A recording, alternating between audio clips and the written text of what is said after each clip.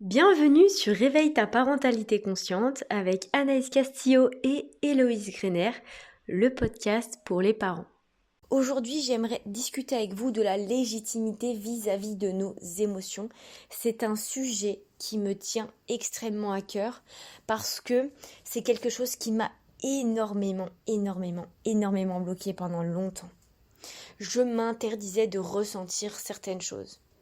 Par exemple, je sais pas moi, je ressentais de la jalousie, je m'interdisais, je me disais, mais Anaïs, t'as pas le droit d'être jalouse. Si, j'ai le droit d'être jalouse. Si, j'ai le droit d'être en colère.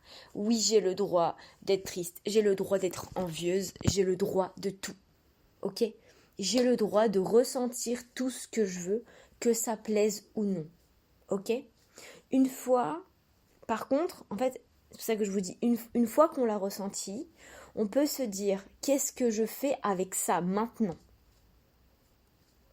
Une des premières réactions lorsque l'on débute le travail sur soi, ça va être de blesser l'autre. On va vouloir aller blesser la personne qui nous a blessés. Ok? Si on est envieux de quelqu'un, on va vouloir aller la blesser, que ce soit par une parole, par un acte, peu importe.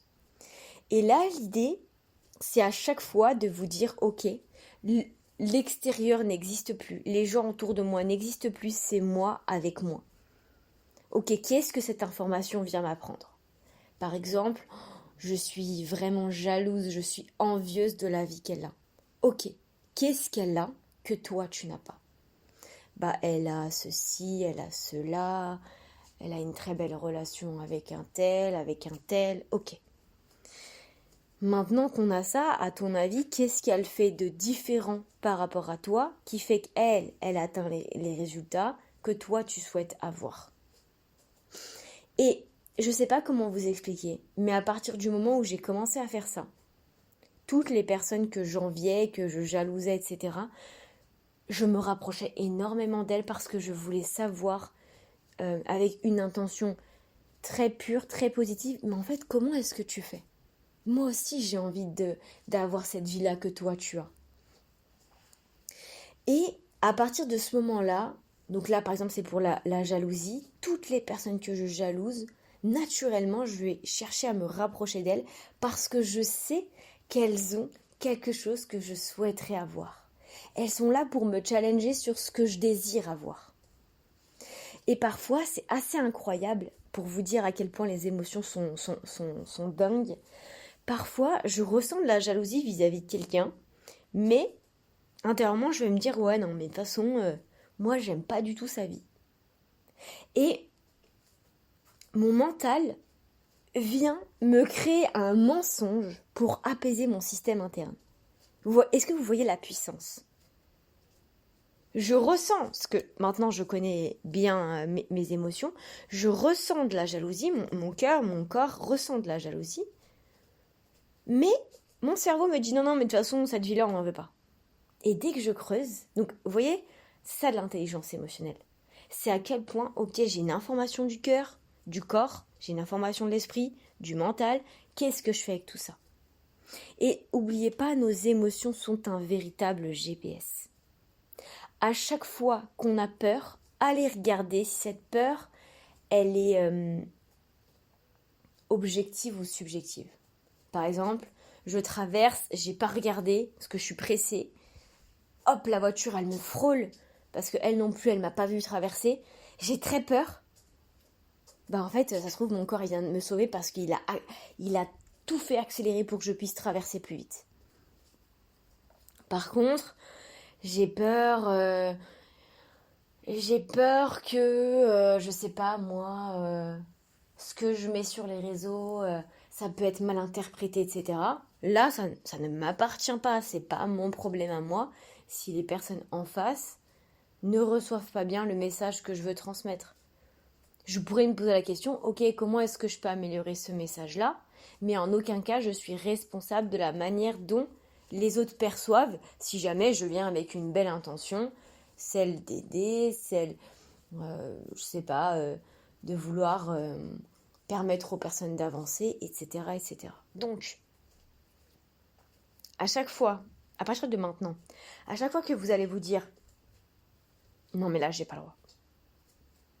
j'ai pas le droit de ressentir ça. Non mais attends, on a tout fait. On a déménagé. Maintenant on a un jardin pour les enfants.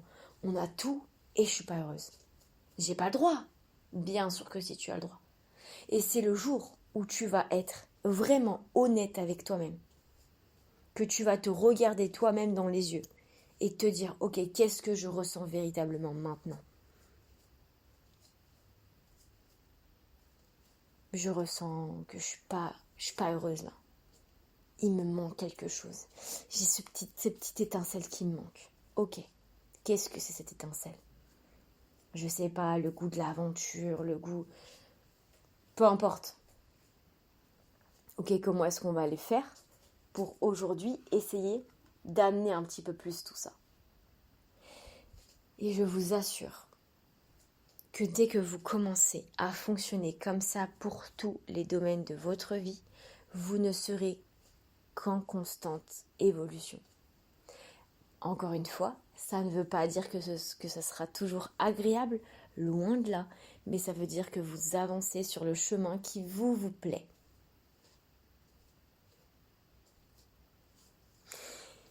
Lorsque j'ai commencé à fonctionner de cette manière-là, à toujours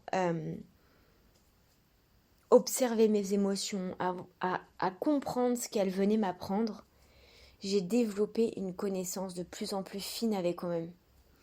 Et je sais pas si ça vous le fait, mais moi avant, avec moi-même, j'avais des sujets tabous. J'avais des sujets, non, mais laisse tomber, on n'en parle pas.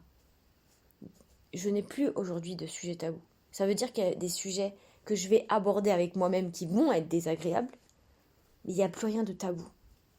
Et à chaque fois que je vais dans ces sujets désagréables, j'apprends énormément de choses.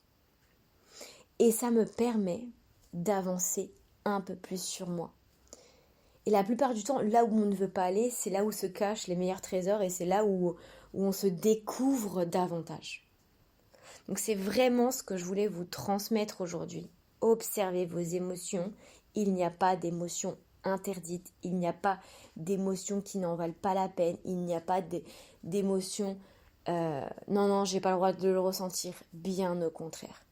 Autorisez-vous à ressentir ce que vous voulez. Et à partir du moment où vous le ressentez, traitez l'information. Allez voir, questionnez. Encore une fois, j'ai déjà parlé dans un audio, mais très très souvent, moi je pars de chez moi, je pars marcher, je suis en discussion avec moi-même. Et pour vous dire, mais ça je crois que je vous l'ai déjà dit, je mets des écouteurs pour que les gens aient l'impression que je parle avec quelqu'un au téléphone parce que je parle toute seule. Je suis en discussion avec moi-même, je vais comprendre, mais en fait, qu'est-ce qui t'a rendu triste? Mais est-ce que c'est plutôt ça? Et en fait, plus vous allez apprendre à vous parler à vous-même, plus vous allez voir que vous savez cibler juste ce qui vous fait véritablement du mal. Au début, c'est pas évident. Vous allez tourner un petit peu autour du pot. Et si vous avez besoin, surtout n'hésitez pas à le dire ici. On pourra vous aider à orienter tout ça. Mais sachez que plus vous allez le faire, plus ça va être quelque chose de fin pour vous. Et plus ça va être fluide. Et après, vraiment, c'est de l'éclate. Parce que, après, on joue avec ça. Moi, maintenant, je joue avec ça. Maintenant, je sais que je suis dans des environnements dans lesquels je suis pas très à l'aise. Et puis, je viens me challenger, je viens observer comment est-ce que je réagis. Je viens observer. Et je vous assure que ce qui est incroyable. Et là, je vais finir sur ça. Je vais vous donner un exemple. Il y a des personnes avec qui je discute. Et je sais pas comment vous dire, mais ça ne m'intéresse pas du tout. Ok ? Et parfois, je me challenge à aller voir des personnes comme ça, avec qui je sais que la conversation ne va pas m'intéresser. Et je vous assure que mon corps, sans que je lui demande rien du tout, se détourne de la conversation. Mes yeux vont regarder ailleurs. Mon corps va commencer, les pieds vont commencer à tourner à l'opposé de la personne avec qui je parle. Je le sens. Et je suis intérieurement en train de me driver, en train de me dire Anaïs, regarde la personne, remets-toi dans la conversation, réécoute, juste pour voir quels sont les signaux qui me disent Anaïs, là la conversation elle ne me plaît plus, on s'en va. Et je vous assure que c'est fascinant. Il y a plein de choses que l'on pense contrôler consciemment, mais pas du tout. Le corps vous dirige. Quand j'ai observé ça les premières fois, je me suis dit oh, Anaïs, c'est hyper mal poli ce que tu fais. Mais c'était plus fort que moi. Et dès que vous commencez à avoir ce type d'expérimentation, vous verrez que les gens qui vous font ça, vous comprendrez direct que c'est pas un sujet qui leur plaît. Et là, vous aurez deux options. Soit vous avez encore envie de discuter, de parler parce que vous avez envie de libérer quelque chose. Soit vous allez vous rendre compte que la conversation elle est que dans un sens et c'est pas ce que vous désirez. Et naturellement, vous allez mettre fin à cette conversation plus rapidement. Vous voyez la puissance que d'apprendre à se connaître soi-même.